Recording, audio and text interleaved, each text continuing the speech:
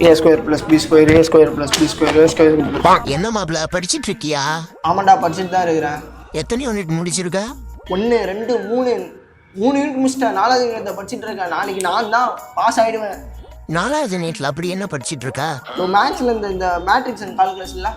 அட பாவி, நாளைக்கு கெமிஸ்ட்ரி எக்ஸாம்டா. கெமிஸ்ட்ரி எக்ஸாமா? அப்ப நான் இவ்வளவு நேரம் படிச்சது. சரி, நான் இப்ப விளையாட போறேன், நீயும் வரியா? சரி, படிச்சு எப்படி பேர்ல தான் போக போறோம். போலாம். என் தங்கம் என்ன பண்ண நல்ல சாவு வருமா? ஓ விளையாட.